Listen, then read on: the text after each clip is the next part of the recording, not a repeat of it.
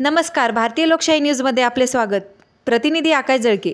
जायकवाडी धरणातून गोदावरी नदीपात्रात 2 लाख क्युसेक पाण्याचा विसर्ग करण्यात आल्याने राज्याचे माजी मंत्री राजेशभाई टोपे यांनी गोदाकाठच्या नागरिकांना मसोदरी शिक्षण संस्थेच्या घनसावंगी तालुक्यातील मौजे गुंज, नाथसागर, कुंभार पिंपळगाव, पिंपरखेड, तीर्थपुरी व अंबड तालुक्यातील अंकुशनगर व गुंगर्डे हातगाव या शाळांमध्ये राहण्याची व्यवस्था केली आहे. नमस्कार.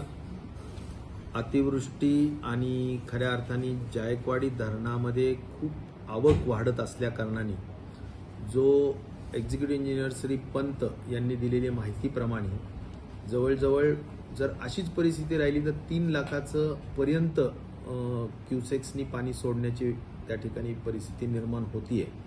आणि आजच्याच परिस्थितीत काही गावांना, नदीकाठच्या गावातील काही भागातील लोकांना, खास करून काही लोकांना जे काही घरात पाणी शिरतंय आणि म्हणून त्यांना शिफ्ट करण्याची परिस्थिती आहे.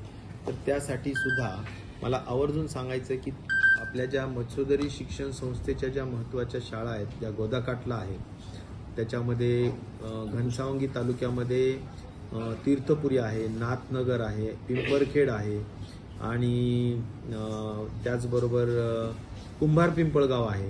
या 4 गावांना गुंज आहे. 5 गावांना आपण जवळजवळ गोदाकाठच्या जे काही बाधित गावं आहेत, लोक आहेत, त्यांना तिकडे शिफ्ट करण्याच्या संदर्भाने कार्यवाही करता येईल असं मी संबंधित भागातील शेतकऱ्यांना, कार्यकर्त्यांना सांगू इच्छितो.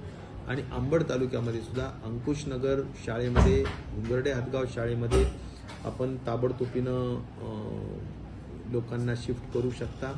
तर तशी ती व्यवस्था आम्ही केलेली आहे. फक्त माहितीस्तव तुमच्यापर्यंत आम्ही ही संपूर्ण बाब सांगत आहोत. धन्यवाद.